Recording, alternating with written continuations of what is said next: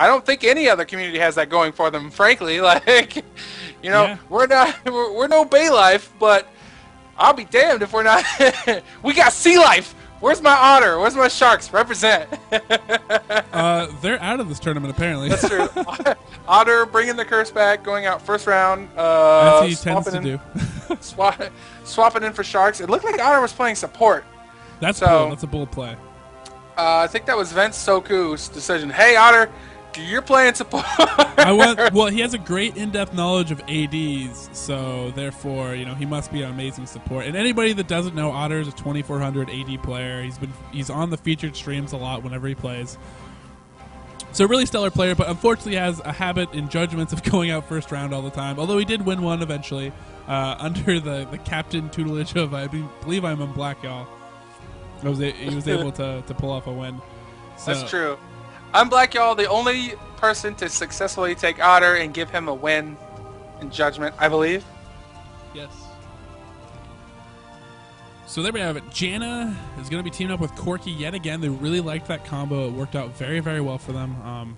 They had Leona last time that they were rocking it, but you know, Nick Hurd played an amazing Corki. Like, he was dominating type Corki play. He's going to be able to be going against the Urgot again. Glazed obviously feels pretty confident in this Urgot. Maybe he got banned out game one, or I didn't see it game one, but clearly a champion that they're really banking on to play. Johnny Nguyen's actually going to be back on Amumu. We actually saw that game one from him, although they banned Amumu, maybe in fear because they didn't want to first pick him. But this time they're able to actually pick him up, especially probably with these other junglers that have kind of been taken away from him. They feel like that's what they want to go with. And No Name Too Lazy might be rocking the Kennen, which, you know, he actually has a pretty good Kennen as well. Actually pretty excited to see his Kennen, see how it is.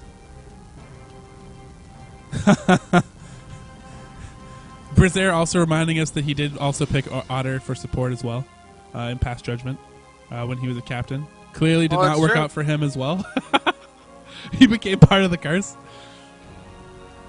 Ooh, I was just saying, you know, because here's the deal: is Puffed Up's going to get to pick whatever he wants, but Valiant's going to be able to come through with the counter pick. And Valiant, you know, I'd have to side with him being probably the favorite top player, but Puffed Up also very, very strong. So maybe giving Valiant the counter pick potential. Puffed Up should just pick Darius. Maybe. Although, you know, my Valiant might come out with Teemo, and we'll have the best Teemo ever played in the history of League of Legends. Who knows? Valiant doesn't even own Teemo. That'd be good times. Actually, looks like they're just gonna toy with. Puffed Up's just gonna toy with us. You know what, Puffed Up, you choose what you want to do. If you picked Rumble, I would have been really happy. I would have been really excited. I'm personally a huge fan of Rumble. Yeah, you can stick with that. Oh. You can pick Sejani. Sejani would be way better. That'd be a troll. I was just trolling you. That would be a terrible pick. All right, he's gonna go with Rumble. And, you know, there's a lot of top players I know that can play Rumble at a very high level, and to the point where it's like it's almost like it's pretty much bannable because that player's so good with Rumble. One of those players, shout out to Holy Itsdon, who we actually saw at Vancouver and was actually on the winning team for Team VVV. He is actually now the top solo player for MTWNA. What? And his Rumble is so strong to the point where it gets auto-banned in high elo play. So shout out to him. Itsdon is playing with MTW? Yep. He's actually, I believe he's playing in the IPL against Curse tonight or tomorrow. So wait, is that going on right now? No, it's not, because Judgment's happening right now. Nothing's happening right now. The only thing that's happening right now is Judgment. So I'm just saying.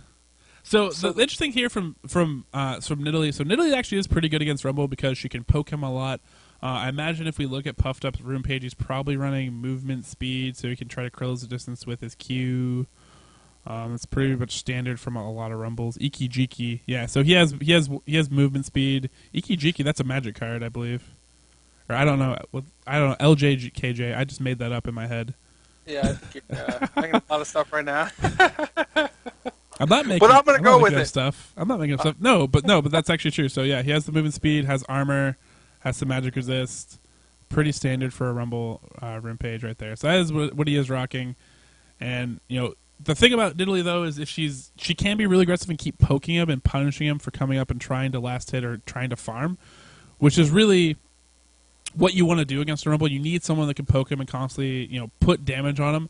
Because if you have someone that you're just going to try to go heads up with him, it typically does not work out, especially once he hits level 3, and especially when he hits level 5, his damage output's absolutely crazy. If he decides to go in at that point, you could be facing down a lot of damage and die very, very quickly. So I'm taking a look at Valiant's match history, and he actually does play Nidalee in ranked, and so it looks like he goes typically more of a Triforce build. It looks like he'll have Hex Drinker, so we should expect to see that. I think Kale would have been a great pick here, but honestly, like, this is what Judgment is about. You get players, in their roles, they pick the champions that they're good at. There's going to be skill gaps, in a sense, where, like, your first picks are going to have a higher elo, which means they're probably going to have greater mechanics, whether it's laning or map awareness, or just understanding of the game. But your lower players, your lower elo players, they're not going to be worse players. They're just going to be a part of the team in which you get to communicate and bring them up and bring them to speed. And I think that's what makes it more than just a solo queue. It's more than just a grind with people you don't know. It's you can actually communicate to these players and provide that information. And I really enjoy that about the Judgment, format, and I think we're going to see that here. In this situation, we got captains matched up in mid. We got the top picks matched up in top. The number one, the first picks going against head-to-head in top lane. So this will be great. This will be really interesting. But as we're about to count down, we're about a minute away. If we were to run it KDA, who do you think we should run it on? I'm trying to look at kill potential here. I think Nick, from previous ones, is a pretty good thing. Rumble's always a good pick.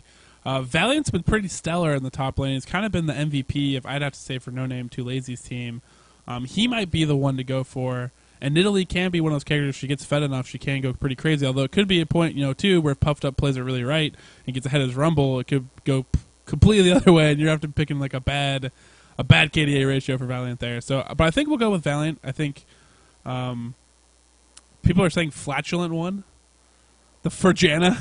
I don't think that's the best one, Dopants. I think you already know, you've seen into the future, and you know what's going to be. I'm going to go with. Does Valiant sound good to you? Yeah, you know what? I'm going to rock Valiant. He was put on a stellar performance as Aurelion in our last match, so let's go with Valiant. We're going to go ahead and get that post up. Guess the KDA of Valiant, who's going to be playing Nidalee. Don't forget the CS as a tiebreaker. Winner's going to get? The winner's going to get a code into the next Judgment 8. So the winner of this can actually register early for Judgment 8. And you will get a code for that. And I will post it on Facebook right now. Again, talking about EOS, I did post a link in chat that you can see there. That is the registration link for EOS. And if everything that we said so far isn't enough to get you interested and involved, we also have a special guest, AOD, Area of Defect. Those guys that did D-Town, Endgame, I just played Jax. Yeah, those awesome guys. They will be there performing live on the Championship Sunday. Plus, they will be there selling their brand new album. This is going to be the release of their brand new album. You can't get it anywhere else unless you go to EOS and pick up this album. It is going to be killer. You guys should definitely go to this event and check it out because, the prizes, the sponsors, how much fun it's going to be meeting everyone, and AOD is going to be there. You pretty much have no excuse if you live with any form of driving or flying distance to this event. It's going to be absolutely awesome. So definitely check it out. Registration link in the chat right there if you guys want to go register right now. You can also sign up with a buddy. We have a buddy system to make sure you are on the same team as your friend. Take advantage of it because once people start to sign up for this and they find out what is involved, it's going to fill up really, really quickly. And I just hope that you get your chance because, again, our Judgment Online tournaments sign up really crazy. Once people start to sign up for this and spots get tight, you don't want to miss out. Yeah, if you want Otter to be your duo partner, and here's his phone number, it's no. Yeah, Otter right now is like, oh my god. You don't want to be on Otter's team; you'll get out round 1. So let's be honest. Oh, I can't wait, man! I would love to cast Sea Life at the event. So hopefully, Sharks and Otter, they're going to sign up for 1 or 2 of the qualifiers, but. Also, an opportunity to meet IOD. I think that's going to be awesome. I'm looking forward to that. And very quickly, before we see some action and an evade here, AOD is doing a music. They're doing a music video, and if you'd like to be a part of that, and you are near, I think it's Bellingham or in the greater Seattle area, it's coming up. Stay tuned, and we'll get you information about where to be. Yeah, if you guys it will be Mondays. If you have Monday off, yeah. You want to be there. You want to be in Yeah. a dance video. You want to be in the club, rocking out with AOD, bumping it. Wait, this next Monday? Is that when it is? Yes. Oh, I'm going to be in Canada. That's okay. You'll be having fun on your own private island. It's okay. That's true. There are things to be traded for other things. It looks like we're going to have the invade here. Glazed actually panicking a little bit, dodges the electro harpoon barely, and he's going to be able to escape this. That electro harpoon was way too close to the rear side right there of Glazed.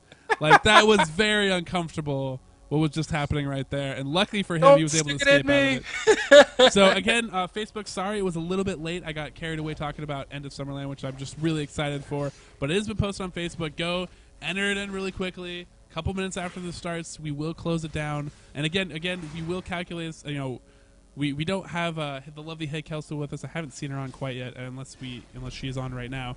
But normally we have her to calculate and give out all these prizes. Unfortunately, we don't. But I will promise, right after we're done with this, I'll grab my piece of paper. We'll figure out who won each contest, and we'll get out the prizes as quickly as possible. Plus, we'll give out prizes to our Reddit people that have gone, commented, upvoted there on our Reddit post. A lot of you I know have come from there as well, and obviously to those that have liked and subscribed to our social media sites, stuff like that. But right now, here we go. Finals, Judgment 7 on the line. Cardians versus No Name Too Lazy right here as you see them in the mid lane, showing off, getting ready to do battle. Man, I don't know what it is, but that Cassiopeia skin looks really good. Like, I think the way it just blends in with the contrast to the...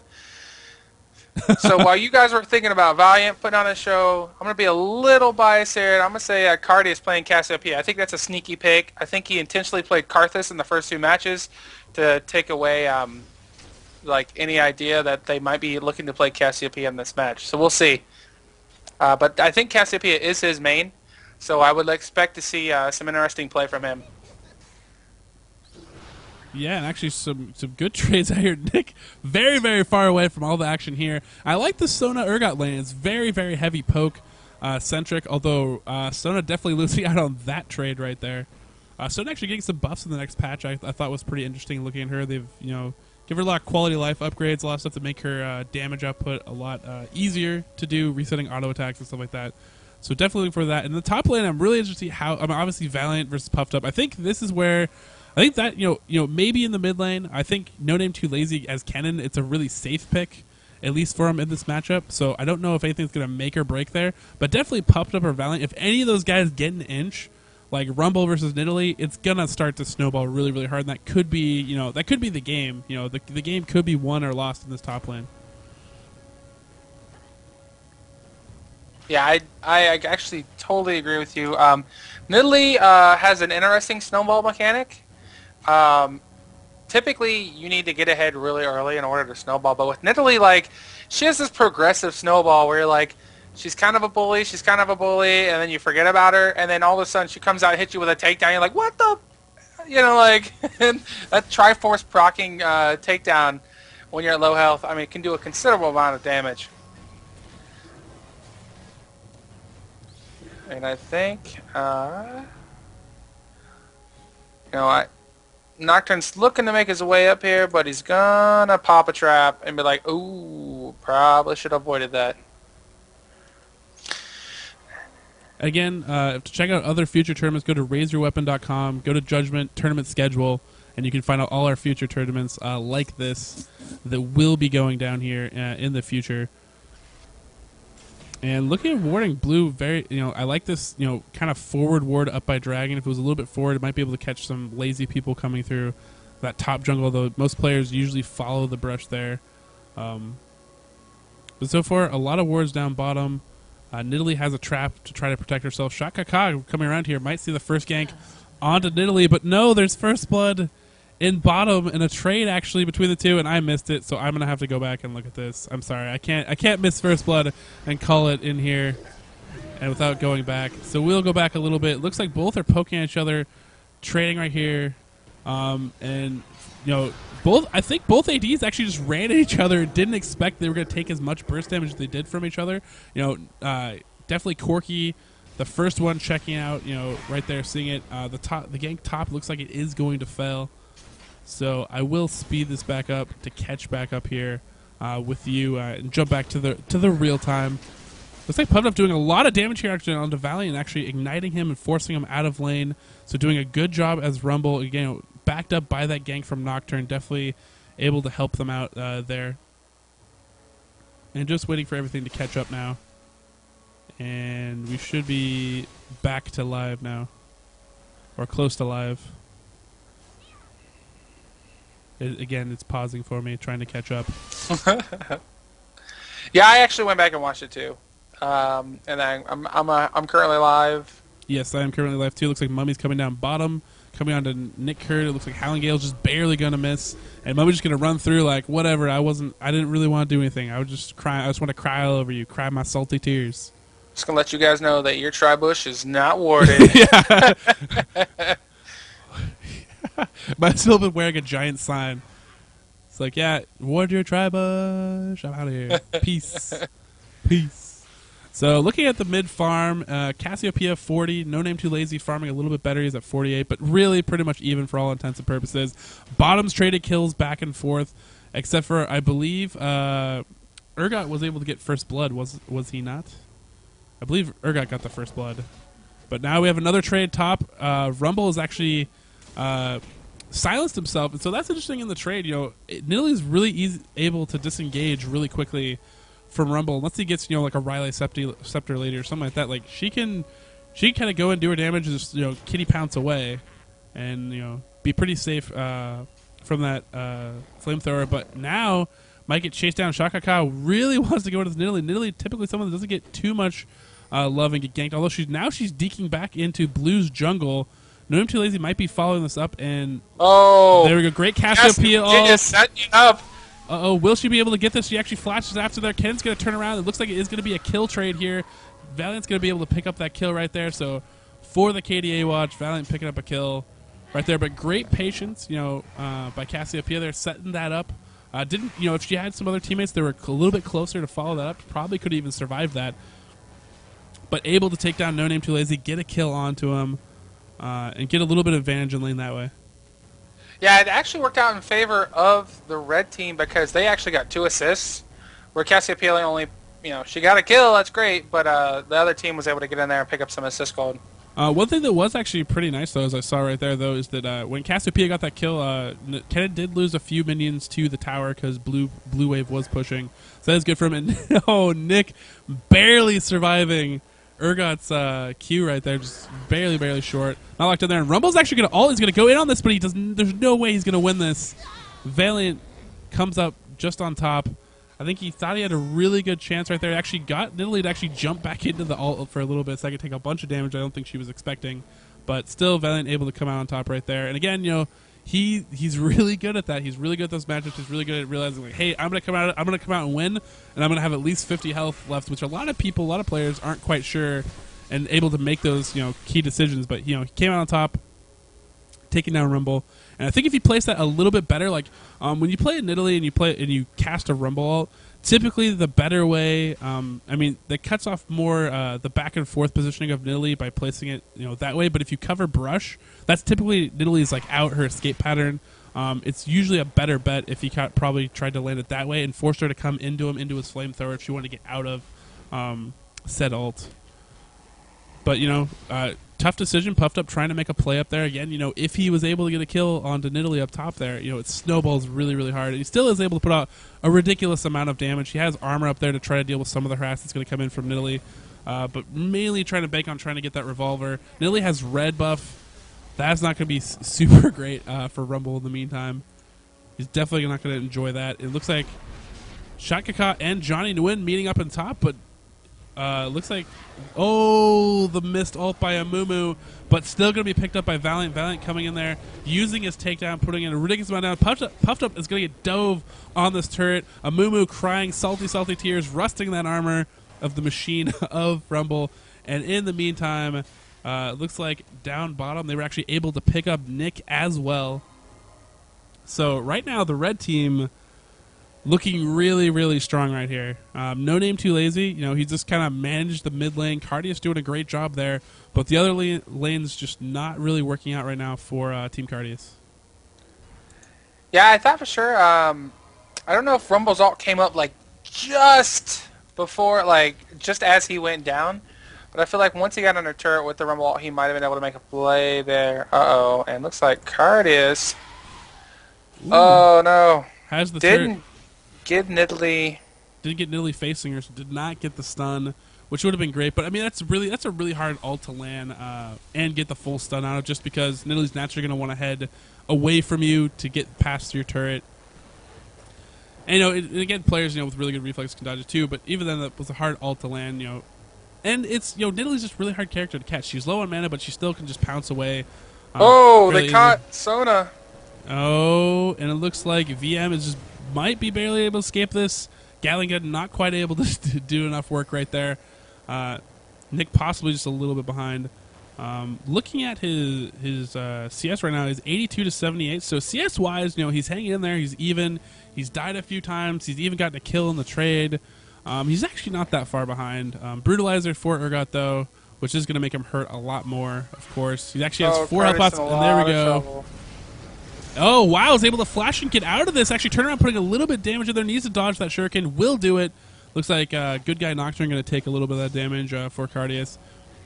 So Cardius able to escape out of that. It's good for him. Great, patience on his flash, not panicking right away and flashing and still getting stunned, which is a common mistake.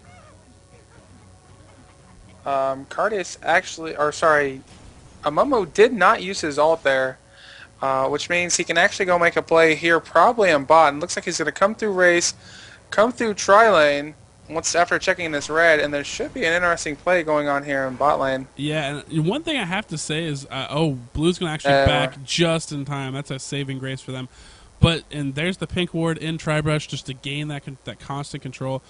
But I have to expect, I want a few more wards, and maybe that is why we saw the back there. They had the lane pushed, and it was a good time to back. And the fact they didn't have wards, but I need to see more wards in this bot lane. Flash at 1 should be in there. Look, there's the pings for the wards probably going to be placed down, but definitely need wards. Otherwise, that Amumu will be able to come down there and make plays, especially in a lane that you're already behind in. You don't want to have something like that happen where the jungle can come in and make it even worse. Or in most cases, just more of a sure thing. So those watching Valiant, he's 3-0-1. So talking about here about team composition, we know the red team, their composition